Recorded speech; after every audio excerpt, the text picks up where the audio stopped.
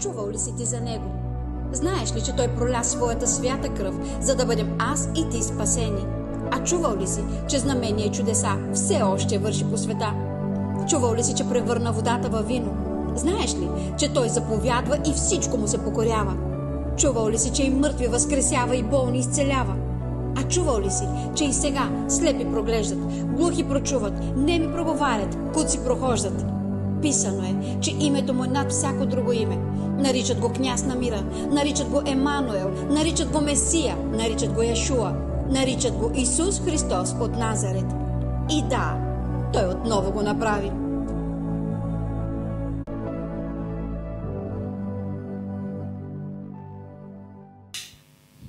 Здравейте! Вие сте с християнски подкаст Исус отново го направи. Днес на гости са ни едно семейство, което ще ни разкажат за техния живот. Здравейте, мило семейство! Бихте ли се представили? Здравейте, аз се казвам Стефан. Това е моята съпруга Станка. Здравейте! Кажете ми, от колко години сте във вярата? От 22 години мисля, че, нали? Да. 22 години сме във вярата, 22 години сме заедно. Всъщност, от какво семейство сте били? Ще кажеш ли първо? Добре. Аз съм от християнско семейство. Моята баба е вярваща. Като малка тя ме е водила на църква, но в тинейджърските си години, както всеки тинейджър, се отдалечих от Господа. Но благодарение на Бог, защото Бог ревнува за децата си, Бог изпрати моя съпруг в живота ми и той отново ме приведе в храма благодарение на него. Там се запознахме и останах вече 22 години в Божия дом. Какво семейство сме били? Не мога да кажа, че сме били перфектната двойка, защото във всяка къща има търкани. Но благодаря на Бог, че 22 години той крепи нашия брак. Слава на Бога! Споменахте, че сте от 22 години от вярата. Разкажете ни за вашето духовно развитие през всичките тези години. Как е протеклото? Лесно ли беше? За вашите падения? Вашите изкачвания? По принцип, от 22 години сме вярващи, но от няколко години става, откакто се развиваме духовно. Защото те не са изгубени по-предните години, но някак си ние не позволявахме Бог да променя характерите ни и живота. Не допускахме Бог на по-дълбоко да ме променя и да станем по-духовни. Може би повечето сме се движили в плътта, чрез душата. Знаете, душата иска купончета, такива неща, ядени, пиени. Макар че бях християнин, съм употребявал алкохол много години. Те много хора ме познават и го знаят това нещо. Аз не съм се крил, но по този начин аз излагах църквата и Господ. Но не го осъзнавах, защото нямах наставник, който да ме научи, който да ми покаже, че не е доброто това, което го правя. И винаги, всякога по сватба или рожден ден нещо, аз съм пил алкохол и по този начин съблазнявам светските хора. Да, казват те вярващите пият, аз какво да правя на църквата? Те не са по-различни от нас. За голямо съжаление, съм излагал църквата и Господ, но слава на Бога, че оставях на Господ да ме променя. В смисъл, не съм се отказал. Много падения съм имал. Точно двамата. Падам и ставам и ние сме Господни. Много падения сме имали, но слава на Бога, че Бог ми дал такъв характер, борбен характер. И не съм се отказал от нещата и допуснах Господ да ме променя. Но не бях добър християнин в задните години. Да кажем, 17-18 години от тези 22. Промяната дойде от 4-5 години някъде, но една година и няколко месеца стана много по-голяма промяна, за което благодарим на Бога. Аз искам да разкажа една история, която току-що ми дойде на ум. Когато дойдохме в Кипър, ние не знаех къде има българска църква. Идваме от България, благодарим на Бог, че надведи в Кипър. И тъй като нямаше църква тук, ние започнахме светски начин на живот. Но когато си избран от Господа, Бог отне и жадува и ревнува за духът си. Една вечер бяхме в една дискотека с моята половинка и Святия Дух говори на двамата по едно и също време в дискотеката. На следващата седмица бяхме поканени пак от моите братовчетки да отидем. И ние без да се оговаряме, без да кажем какво сме почувствали или какво сме таковали, двамата отказваме. Даже една от братовчетките ми каза: вие се оговорихте мъж и жена, защото не искате да дойдете. И аз казах: ние така. И когато се прибрах от работа и той от работа и си го споделихме това нещо, осъзнахме вече, че една година и половина без Господа ние не можем повече. За тогава Бог изпрати хора до нас, да се срещнем с тях, моя съпруг да се срещне с тях, моя свекър и моята свекърва и моята баба започнаха да ходят на домашна група при тях. После църква се отвори в Кипър и започнаха да ходят. Но ние не ходихме. И когато Бог вече каза, по принцип аз бях по-хладката християнка, той беше по-огнения, но като Святия Дух ти каже нещо и ти знаеш, че е Святия Дух, това е наистина много... беше като нещо стресиращо за мен, защото аз още не разпознавах Святия Дух, макар че бях дълго време християнка. И каза, излезна от устата ми: днес искам да отидам на църква. И отивам и му казвам, и това нещо наистина промени начина ни. Абсолютно всички. На дискотека повече не сме ходили от тогава. Слава на Бог. Да, като млади хора, когато се събират млади хора, сме излагали Господа, което наистина или съзнателно, или несъзнателно правили сме го, за което знаем, че Бог вече ни е простил. Но тая история ми изплува сега в ума и исках да я разкажа, защото когато си избран от Господа, Бог ще срещне дори на най-неправилното място. Истина. Точно така е. Наистина по-млади глупави бяхме и неозрели християни. И много пъти сме излагали Господ. Както каза моята съпруга, на дискотеки, на купони. Знаете ли, имал съм случай, правят купон, с нейните роднини, на маса, хихо. Влизам, затворям се в моята стая, пускам си вярваща песен, плача си, излизам, измивам се и пак на купона, сега че аз не съм. Правя се на тарикат, не ми. Но вътре сърцето ми, душата ми плаче за църква, за Господ, за вярващи хора,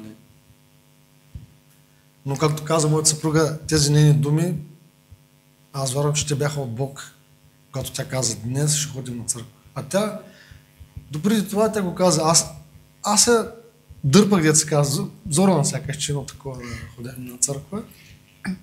Но от него ден нататък просто ми дойде ново желание за живот. И до ден днешен, слава на Бога, опитваме се да вървим по Божите неща. Слава. А защо не искаш да ходиш на църква през това време? По принцип в България, когато ходих, но не бях толкова отдадена. Ходих 3 пъти в седмицата. Ходих на молитвено, ходих на домашни групи, ходих на богослужения. Аз ходих, но бях малка и не осъзнавах всичко това, което Бог иска от мен. И поради тая причина нямаш го този глад и тая жажда, която има в момента. А всъщност сега вече взаимоотношенията ви с Бог са уникални, бихме казали, защото наистина и ние го виждаме. Така е. Така е. Всичко е за слава на Бога. Точно. Всичко е само единствено за Него. Амин. Трудно ли беше за вас да смените църквата, това решение? Как го взехте? Аз ще почна първи. Значи, те много хора знаят, нали, които ще го гледат видеото, че ние бяхме в друго служение, в друга. То не е църквата. Църквата на Бога е една, световната. Аз така ги наричам друго служение. Но така трябваше да стане, че Бог ми каза да стане, да изляза оттам и да дойда тук в пророчески дом Светлината Емануил. Но аз мислех, че цялото служение трябваше да дойде тук, да се съединим и някак си нещо такова. Не разбрах Бог какво ми говори. На момента не разбрах. И си мислех, че трябва двете служения да се съединим някак си. Нали? Викам, да, Господи, нали, единство, ти така искаш това. Но не беше това волята на Бога. Волята на Бога беше ние, нашето семейство и още едно семейство, нали, да дойдат тук. И за мен не беше трудно, защото нещата, които са от Бога, които ми ги казва Бог да ги направя, аз с лекота и с радост ги върша. Защо? Защото много пъти Бог ми говори да направя нещо и когато не го направя, аз после виждам, че последиците са недобри. Да. И се старая вече когато Бог ми каже нещо да направя, или ми вложи някаква мисъл, нещо, някакво чувство. Старая се да го направя, защото после ще съжалявам. Да. И благодаря на Бога, че го послушах и дойдохме тук. Слава на Бога. Съм благословен. Сега моята съпруга да каже. За мен беше много трудно. Защо? За мен беше много трудно, защото бях много привързана към другото служение. И не само към хората, но изобщо към самото служение бях много привързана. И когато, нали, Стефчо ми сподели, че иска да направим, да преминем в друго служение, аз казах не. Имахме няколко дни разногласия и аз казвам не, няма как да стане това нещо, аз не искам. Но Бог е уникален. Когато дойдохме за първи път, ние дойдохме за да поговорим с пасторите, защото имахме нещо, което трябваше да свършим заедно. Бог беше ни говорил на нас двамата, че ние трябва да започнем да си искаме прошка от хората, които сме наранили. И като всеки човек, ти си мислиш, че винаги ти си прав и никой не си наранил. И аз казах, добре, от кого трябва да си поискаме прошка? И наистина Бог направи така, че от хората, които Святия Дух ни беше показал, самите хора дойдоха. Един брат дойде от много далеч, но дойде в Кипър. Специално само заради мен, заради Стефчо. Аз така го казвам, но той не е дошъл заради нас. Но аз така го разбрах, че той дойде специално заради нас. За да може да го срещне. Да, и го срещнахме. И Нечестивия правеше много капани, за да не се срещнем с човека. Но ние казахме с Стефчо, не, ще отидем в домът му и ще свършим това, което Бог ни е казал. И вторите хора бяха пасторите ни. И макар че аз си мислех, че аз не съм ги наранила, не съм казала нищо против тях, така си мислех. Защото човек, когато има гордост, така си мисли, че той никога не е виновен. И казах, нали, на моя съпруг, искам да отидем, за да може да си поискаме прошка. Чувствам, че трябва да си поискаме прошка, за да се освободим. И този, който си иска прошка, дори да не е виновен, той ще бъде свободен. Гордостта. Дойдохме на едно служение, имаше гости тук, не успяхме първия път да си поговорим. И трябваше да се дойдем още един път. Гостите бяха 2 дни последователно, трябваше да дойдем още един път. Дойдохме и на следващата служба и само докато влезнахме, пасторката дойде и ми каза, имам нещо да ти кажа. Аз казвам, ли ще ми кажеш? В крайна сметка, говорихме си на края на службата, нещата, които ми ги казаха, наистина бяха така. Наистина Бог им ги откри. Помоляха се за мен и за моя съд. И ние си тръгнахме. И си продължавахме да си ходим от другото служение, без, нали, да очакваме нещо друго. Поне аз. Но когато той ми каза, нали, че трябва да се преместим, аз много се разбунтувах. Прекалено много. Започнахме караници вкъщи. Не караници, ама... Разногласие, да кажем. Аз виках. Не исках. Но когато дойдох тук, вече като да се преместим в този дом, на първото богослужение, което дойдох, когато дойдох на първото богослужение, разпоредителката, която ме посрещна, тя ме посрещна с една огромна усмивка. С една любов, която това нещо мене, буквално ви казвам, ме изпълни от главата до петите, ме изпълни тая любов, която аз до сега не бях я чувствала от християнин. Макар че съм 22 години във вярата, не бях чувствала тази любов, която тази разпоредителка, тази сестра ми придади. Тя беше с една много огромна усмивка и самата й пригръдка направо да разтапяше в ръцете се разтапях. И когато седнах, нали, на последния ред, защото аз си мислех, че този дом не е моя дом, и си казвам, там ще седна на последния ред. И Святия Дух ми казва, на другата седмица ще си на по-предните редове, аз казвам, махни се, сатано. Защото, вижте, когато си наранен, ти не можеш да разпознаеш Божия глас. Да. И започнахме, нали, много разговори с пасторите, много молитви, много освобождения, за да съм човека, който сега в момента стои пред вас. Аз бях много горделив човек. Много, като ви кажа, много горделив човек, бях прекалено много горделива. Хората, които ме познават отпреди, могат, нали, да ви такова, че съм била много горделива. Избирах си хората, с които да говоря, избирах си... Въобще, този дом нямаше да бъде моя дом, защото бях много горделива. Защото тук хората наистина са смирени, кротки, не са надмедни. Аз не ми такова на мене това нещо, не ми харесва. Аз искам по-такива хора. Но наистина да дойда тук и промяната наистина ми струваше много. Много ми струваше. Благодаря на Бог за нея, защото това е уникално. Слава на Бог.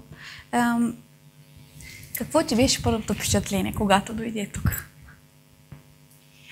Освен това, което казах, че сестрата, нали, ме посрещна разпоредителката с огромната усмивка, имаше хора тук, които ме чакаха и които са се молили 4-5 години за мен. 4 години, да. И тези хора, когато ме видяха, те буквално ме приеха с 7-8 час от съграждането на този дом. Те не ме отделиха, не ме отхвърляха, но ме приеха. Да, имахме разногласия с някои от хората.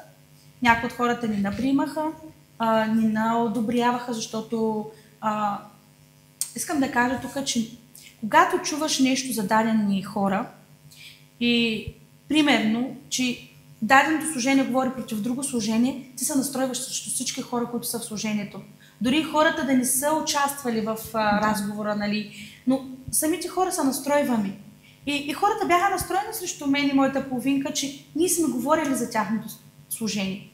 Но когато ти си там, по време на разговора, дори да не взимаш отношение, ти в разговора си ти се съгласиш с това нещо. И първото ми впечатление беше наистина уникално. Моето впечатление беше уникално. Да, не ме приеха много хора, не ме харесвах, сега много ме обичат. Но моето първо впечатление беше наистина вау. Преживях толкова силно Святия Дух, че не можех да мръдна от стола си. Слава на Бога. Аз се чувствах от дома си, защото още преди да се преместим тук, дойдохме първо на гости, ако се сещате. Да. И с влизането я със Святия Дух, видях, че давате свобода на Святия Дух, почитате Святия Дух и се почувствах в мои води, у дома си. Зато и че не ми беше трудно изобщо. Тебе ти беше по-лесно. Да, а по принцип аз съм човек, който не обичам да се сменям дали работа, дали служение, дали каквото ще да е така лесно. Днеска там, утре там. В принцип не съм такъв човек, но когато слушам Божия глас, печела. И всъщност тук вече можем да кажем, че тук се чувствате като у дома си. Разбира се. Този дом е вече нашия дом. Да. Какво научихте от вече година и половина служим заедно всъщност? 2-3 месеца. Да, долу-горе. Какво научихте през това време тук в пророчески дом? Много неща научихме. Един от нещата, които научихме, да не клюкарстваме, да не отдумваме, да почитаме и да се радваме за брат си и за сестра си, когато преуспяват, защото следващите сме ние. Още много други неща и се освободихме от много други неща. Бог ме освободи, нали, чрез пастора, чрез служители, изобщо. Всичко това е благословение за мен. Мога да кажа, че за другите 19 или 20 години, 21, не сме постигнали толкова неща, колкото за една година и няколко месеца. Не говоря сега за материален аспект. Да, духовен. Духовно, да, духовно. Духовно се развиваме много по-добре, отколкото преди. Това е. Аз наистина научих тези всичките неща, но плюс това научих да се настроя на станцията на Святия Дух. Защото много от християните сме настроени на две станции. Един път слушаме Бог, един път май не слушаме Бог, но благодарение на този дом аз наистина съм настроена на станцията Исус и наистина вече мога да го кажа, че слушам гласа на Господа. Да, беше трудно, да, имала съм изпити, проваляла съм се, когато съм трябвала да вземам решенията. Няколко пътя не чувах правилно гласа, не виждах правилно нещата, но благодарение на този дом аз наистина се научих да духовните ми очи да бъдат отворени и духовните ми уши да бъдат отпушени. Да, също се научих да обичам ближния си и да го обичам с недостатъците му. Независимо какъв е човека, да го обичам. Защото ако аз не обичам ближния си, който е тук на земята, не мога да кажа, че обичам Христос. Точно. Истина е.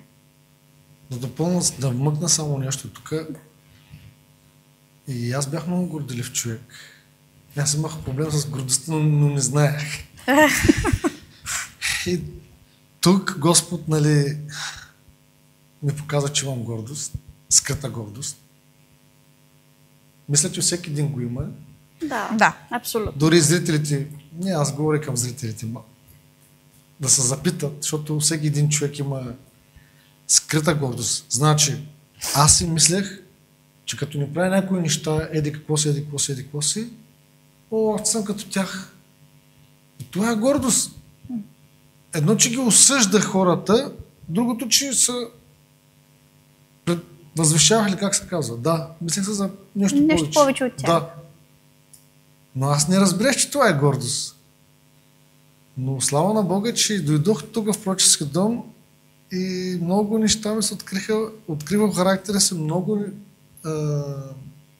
негативни черти, които ми пречеха в живота. Но слава на Бога, все още имам тъжки задяване. Всички. Цял живот се променим и цял живот ще търсим Господ да напромене.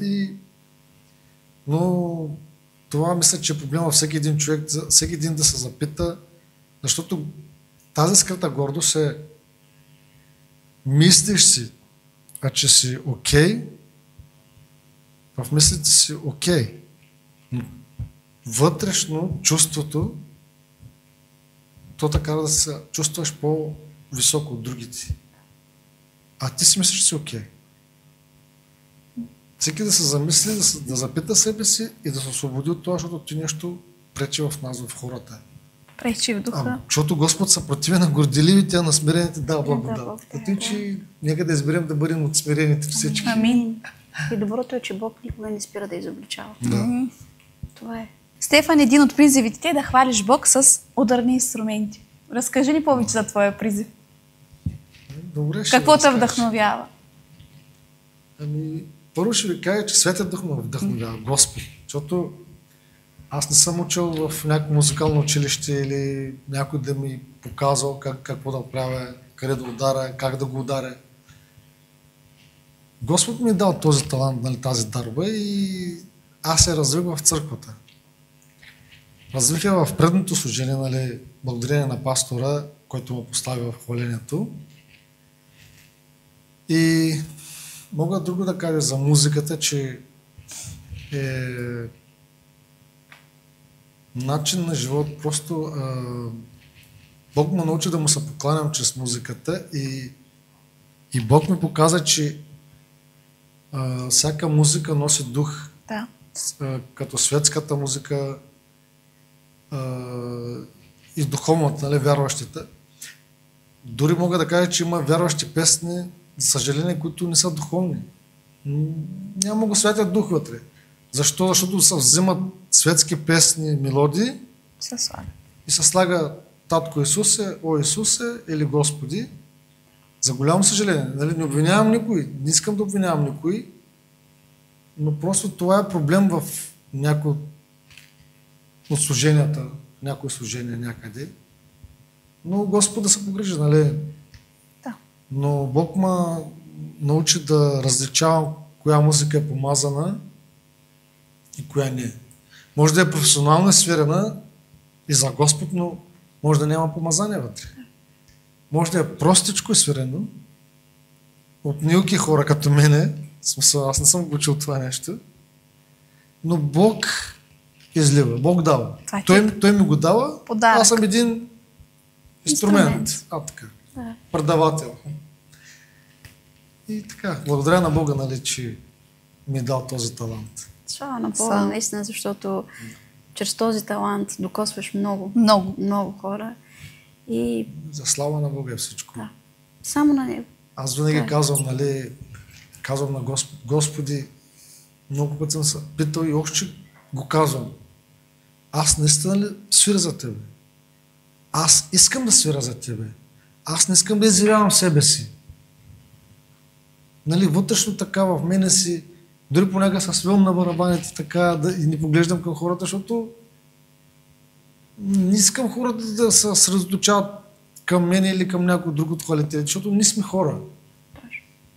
Както другите хора са седнали там и те са Божи деца, те са Божи служители, така и ние. И другото да ви кажа, че никога не съм имал на представа или не съм мечтал да бъда на сцена. И то нали, в хваление, но Бог винаги ме поставя там на мене, където не искам, където трепера. Имах много голяма сценична треска преди, когато седнах за първ път на барабаните на църквата и треперех.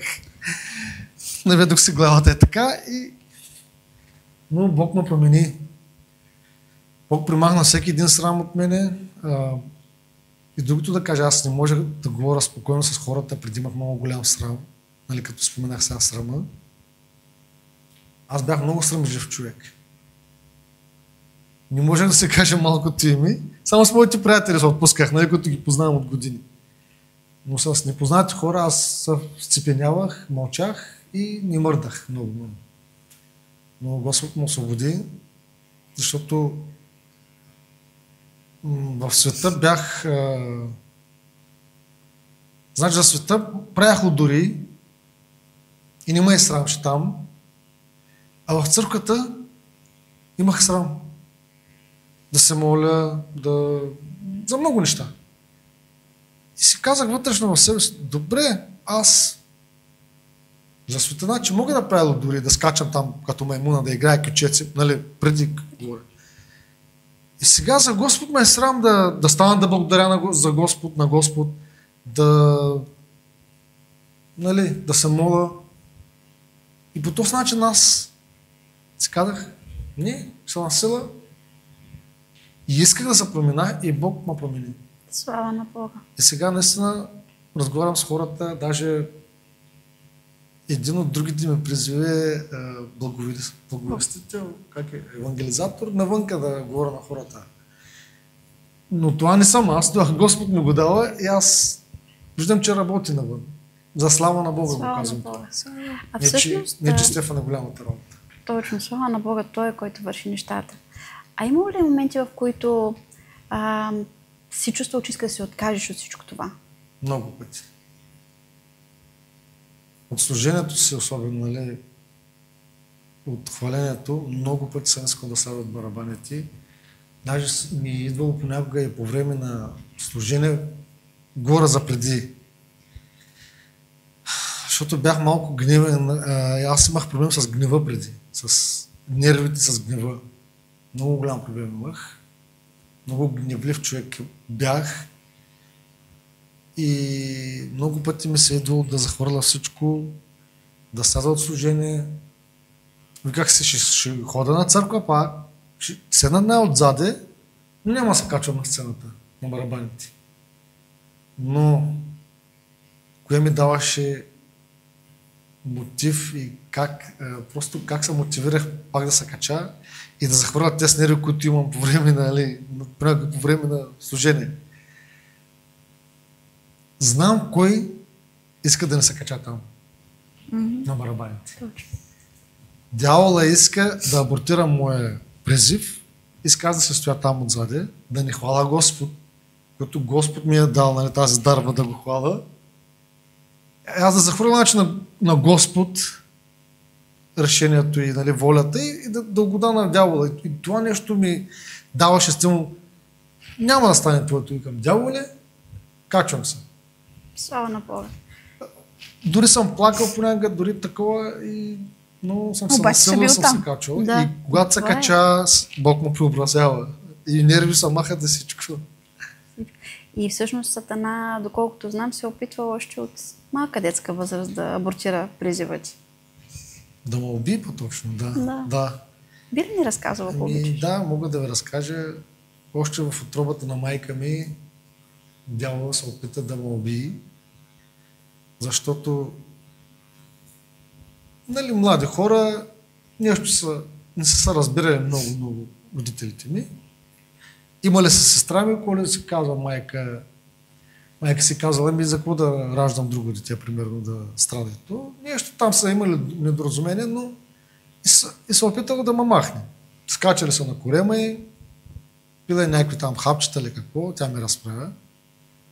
Но Господ каза, Стефан ще се роди, ще ме хвали, ще разказва моите дела и ще живее за мен. Амин. И тя майка си иска прошка от мен, нали, много пъти. Аз съм я простил. И на 3 годишна възраст пак се опита дявола да ме убие. Аз отново се занимавам с техники, с музики, с колони от 3 годинки. И се качвам да превърта някаква... Тогава касетки бяха на времето.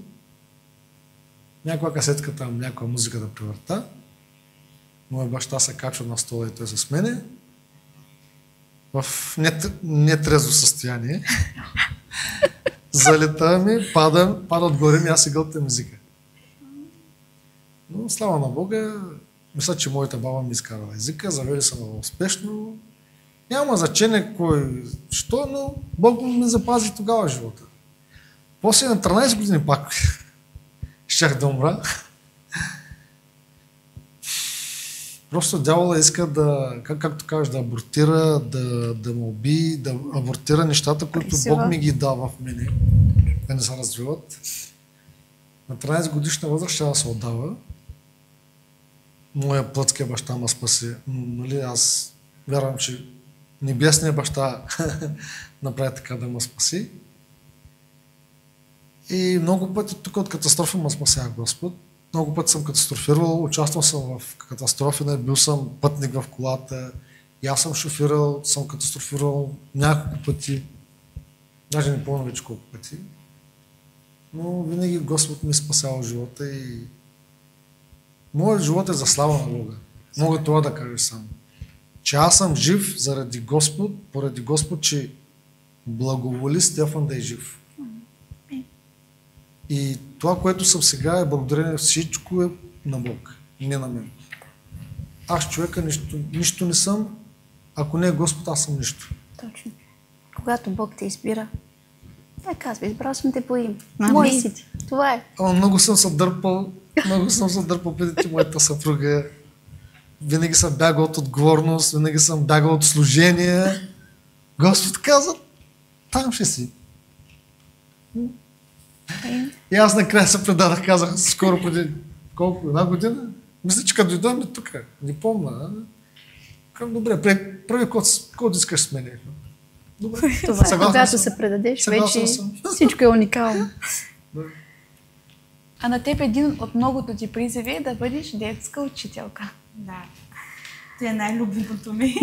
Може ли да ни разкажеш твоите преживявания там с Разбира децата? се. Това е наистина едно от любимите ми неща, които обичам да правя.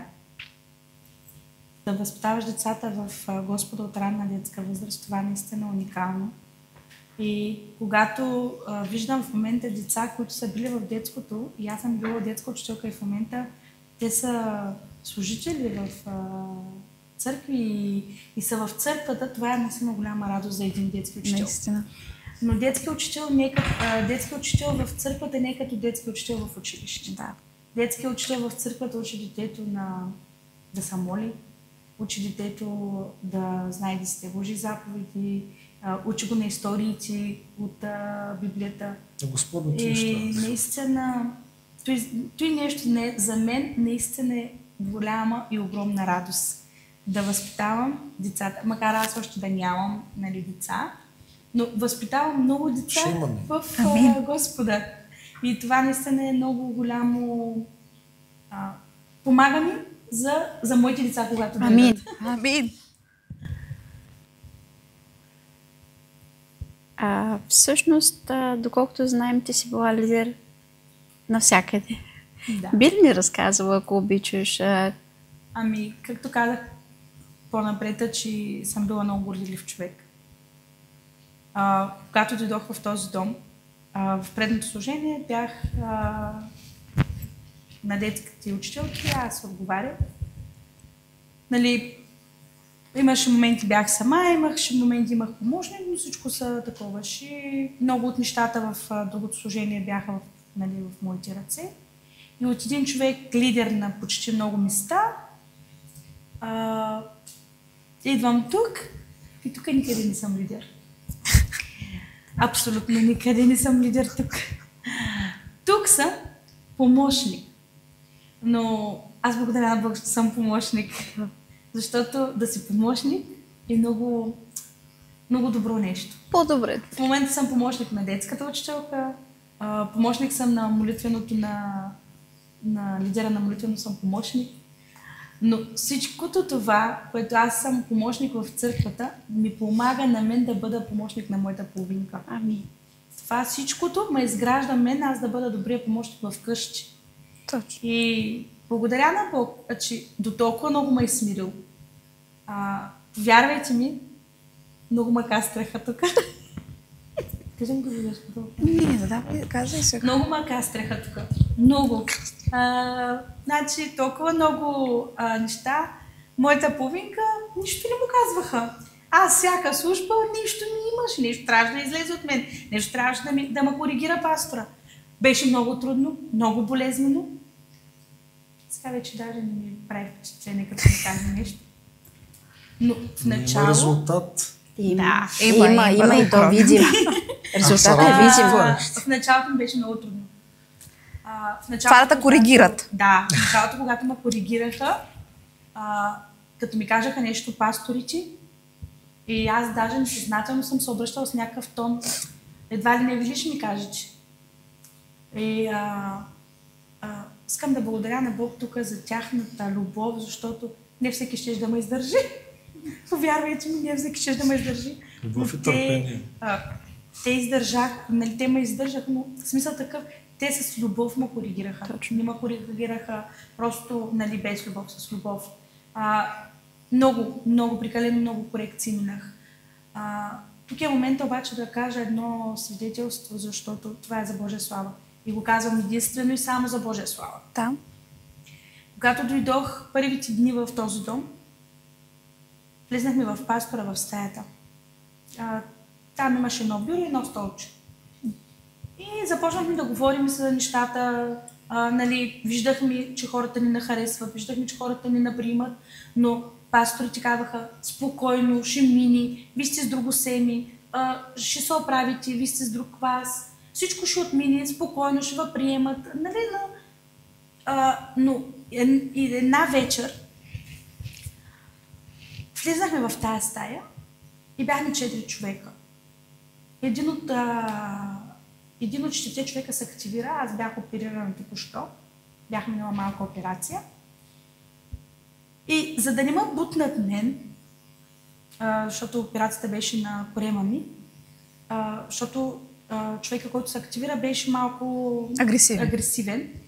И пасторката ми каза да седна на стола на пастора. Аз я погледнах и викам, ама не стана ли? Тя вика, да, седни. Не знам дали ще ми повярват хората, но за мен беше истина. Този стол гореше. Този стол гореше. И нещата, които се случаха вътре в мен, без никой да се моли на момента за мен. Никой не се молеше. Те се молеха за дадените хора, които бяха там. Аз просто стоях и дори не се молех. Стоях и такова присъствие имаше върху мен. Такъв мир падна върху мен. Повярвайте ми, никога през живота си не бях чувствала толкова голям мир и спокойствие. Отпреди ти гонят демони. Знаете, че когато се гонят демони, малко обстановката е напрегната. Да. Аз въобще ми пречиш, че хората гонят демони отпреди ми. Аз бях в присъствието на Господа и искам да благодаря на Бог, че тогава много неща в мен се отвориха. се освободи. Много неща в мен физически проработяха.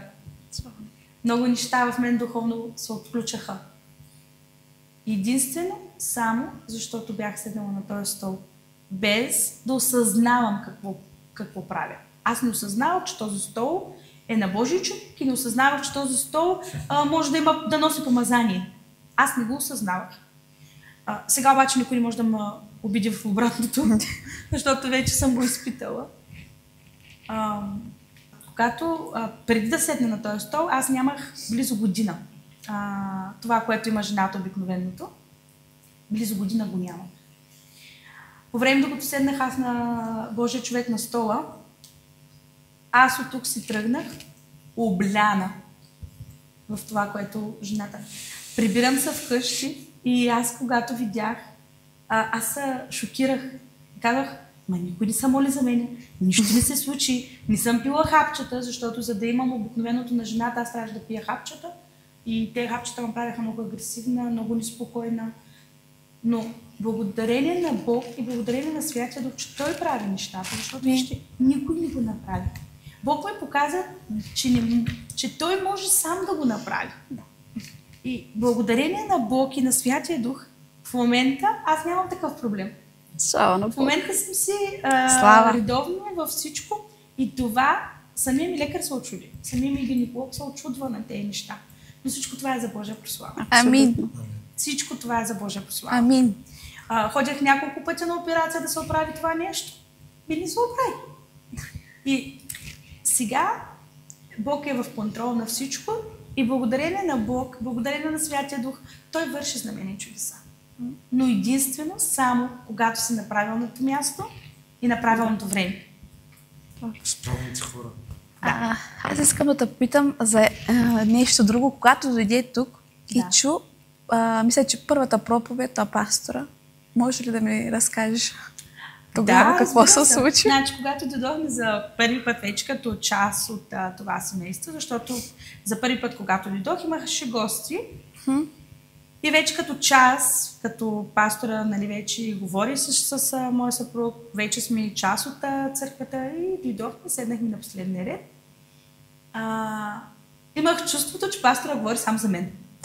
Той говореше неща и аз викам, този човек се е заял с мене. Защото сега само за мен говори. Ами, словото беше изобличително и мен много ме изобличаваше. Стола ми беше неудобен. Постоянно мърдах, защото думите, които излизаха от устата на пастора, както казах, аз си мислех, че той говори постоянно за мен, а тези думи просто ме изобличаваха. Намирах се в нещата, които той ги говори, аз се намирах там и всяка негова проповед, следваща, аз се намирах вътре и казвах, той човек няма ли да спре да говори за мене? Няма ли да спре да говори за мене? Всъщност той не говореше за мене, аз се изобличавах сама, но аз до тогава не знаех, че това е изобличително слово идва до мен. Аз мислех, че човека говори за мене и така. Да благодарим на Бог тогава. Да, благодарим на Бог, наистина благодарим на Бог за Божия човека, че е говорил изобличително слово, за да може да се поправим.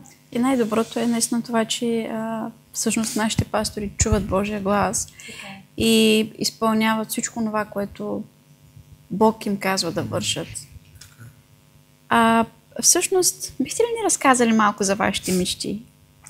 Имате ли мечти като цяло и какви са те, ако имате? Да, аз съм по принцип човек на мечтите. Имам свързани с Бог, нали, мечти. Да.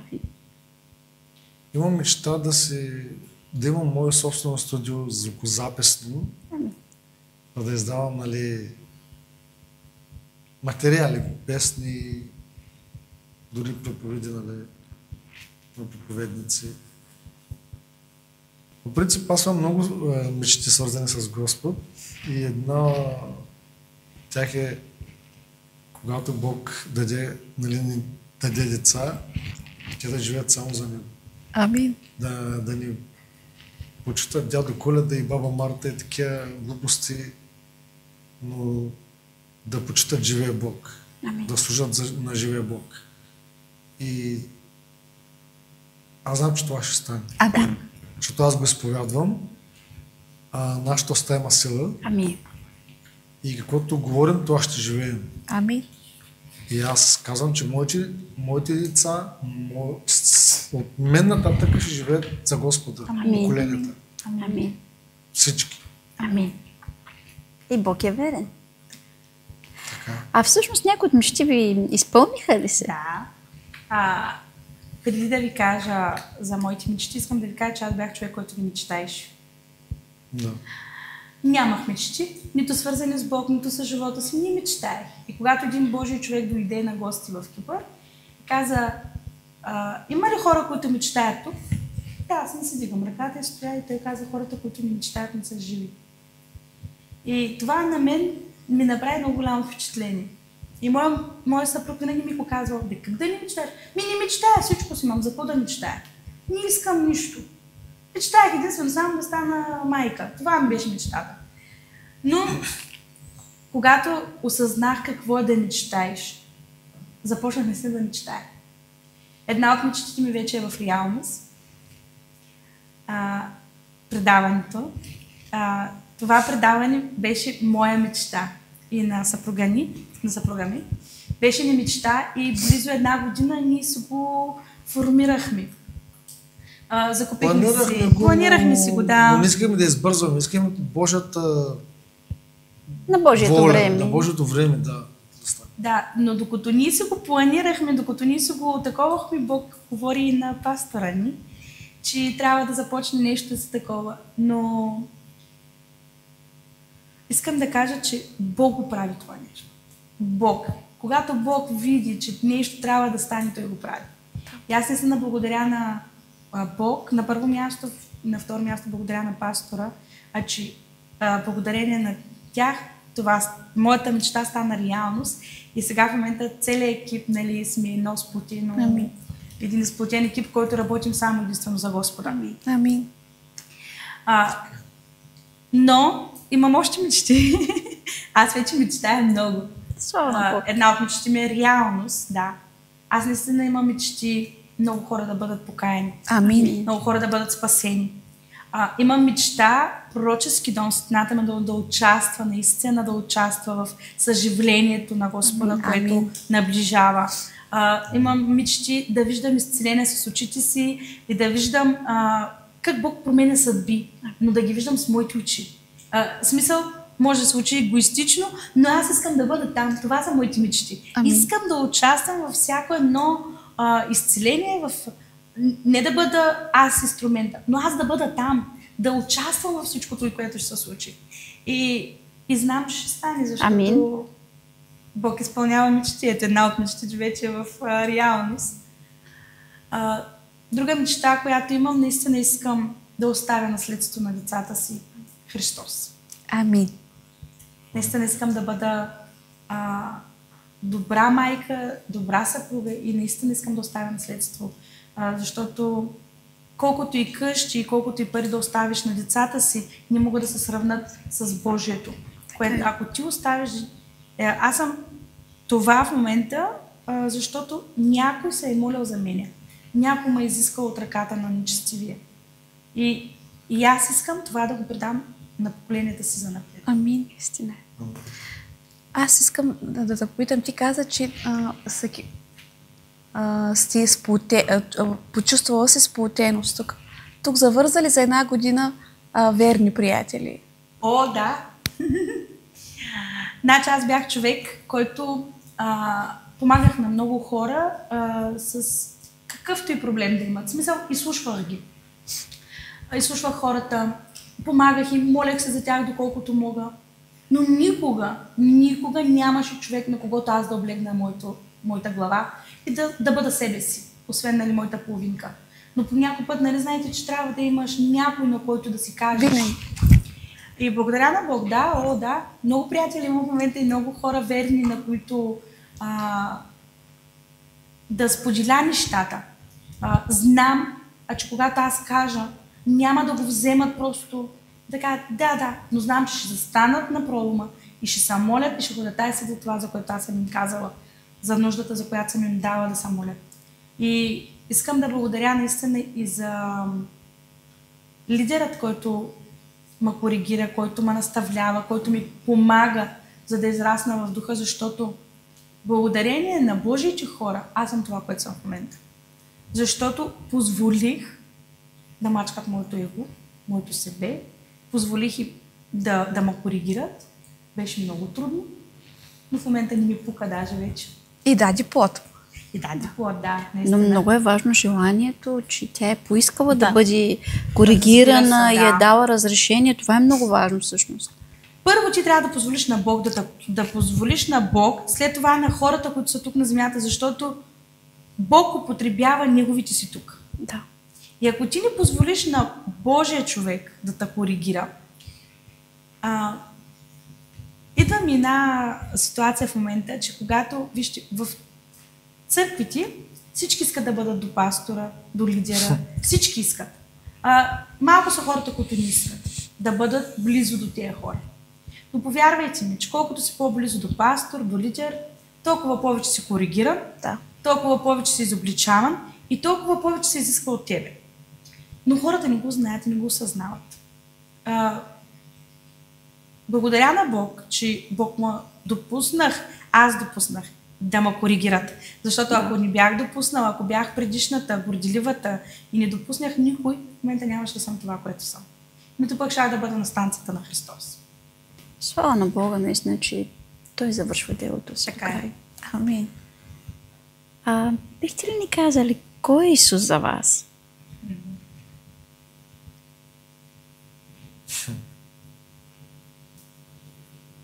Добър въпрос.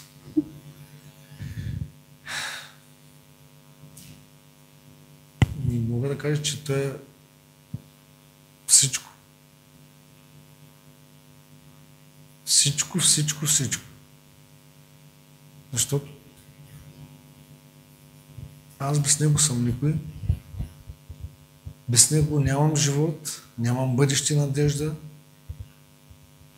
И просто искам и се старя да му отдам живота си, защото той заслужава. Защото той даде себе си там на кръста. За мене, за моите грехове, за моите лудори.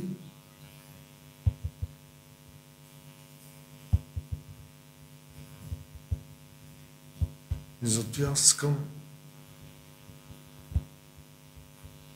искам наистина да живея за него.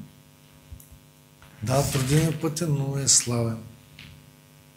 И за всеки изминал ден разбирам, че наистина много огромна жертва е направил за нас. Да. Много голяма жертва. Нали, чрез словото му го разбирам, чрез филми, които са направени за него. Просто аз съм никой и нищо без него. Прашинка. Истина. Както по-напред казах, че аз нямаш да бъда жив, може би сега, ако не беше той. Ако не беше неговата любов, неговата милост към мен. Абсолютно всичко е за мен. Ни коли, ни къщи, нищо не може да ме зарадва толкова много и да ме вдъхнови, както той. Ме радва, вдъхновява и ме кара да се усмихвам. И както по-напред ви казах, че аз бях много гневлив човек, нервен. Аз не можех да дишам спокойно, аз всяка моя въздишка беше всяка втора или трета беше но благодарение на него той ми дава неговият мир. Да, идва понякога гняв в мене, човек съм, вие ме познавате и хората ме познават. Много хора ме познават, нали, Бог иска така да ме познават хората. И че аз съм нещо. И той ме освободи от гняв, той ме освободи от инат, от много такива неща, които ме пречаха, които ме стискаха и ме задушаваха. Но слава на Бога, че той ми дава неговият мир. Амин. Зато, че знам какво е да си без него, знам какво е да си с него. Зато, че вече не искам старото и миналото не го искам. Аз имам една приказка.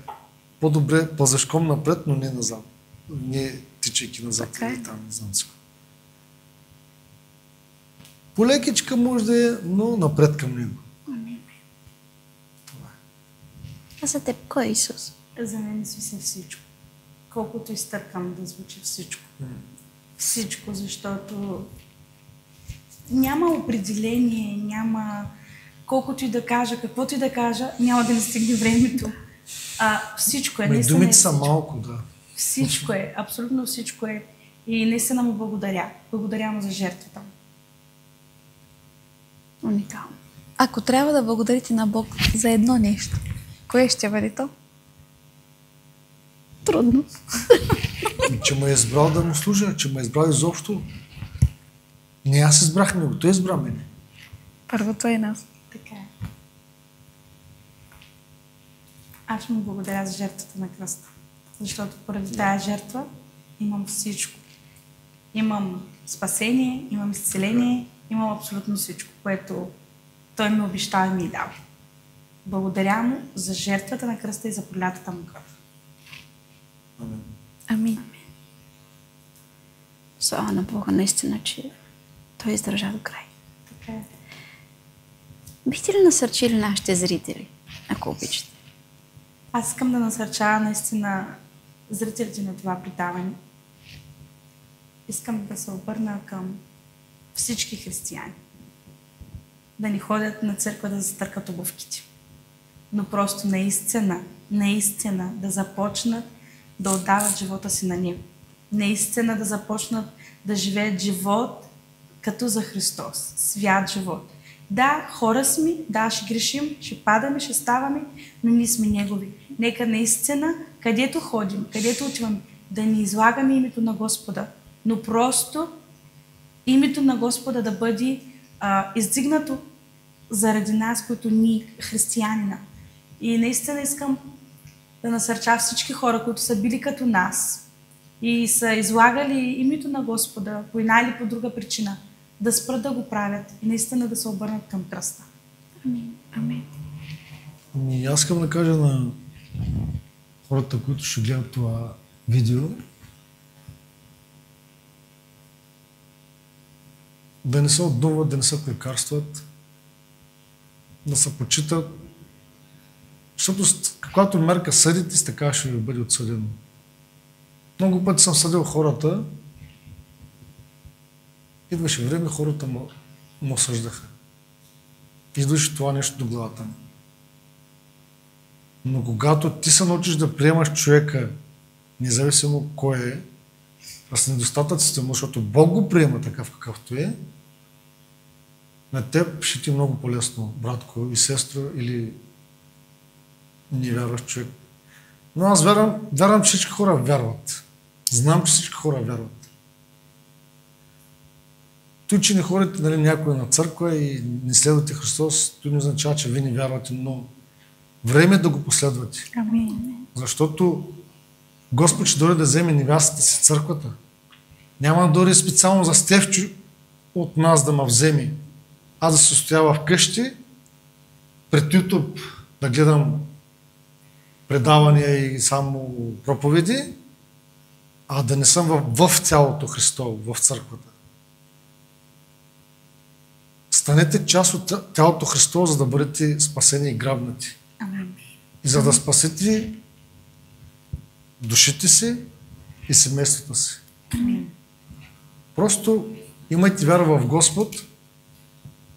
Както е направил чудеса в нашия живот, така ще направи чудеса и във вашия. Доверете се на Господ. Вярвайте в Него, призовете Неговото име и Той ще вас спаси. Амин. Благодарим ви много. Благодарим ви, че бяхте наши гости. Това е вашия подарък от Благодаря. предаването. Бъдете благословени. Амин. И също. Благодарим ви много, че бяхте част от това предаване. Бог да ви благослови преизобилно. Амин. И както виждате, Бог променя. Бог взима едни съдове, които не са му били толкова верни, които не са му отдавали толкова много почет, които не са осъзнавали всъщност какво вършат. И ги издига, изчиства ги и прави нови съдове. Чисти, годни за Негова употреба. Така че не се бавете. Потърсете Исус. Той отново ще го направи за вас. Довиждане и до нови срещи! Ако желаете да ни посетите, адреса ни е Кипър, град Лимасол, квартал Апостоло Андрея, пощенски код 3067, улица Апостоло Варнава 40. А също може да ни последвате в социалните мрежи.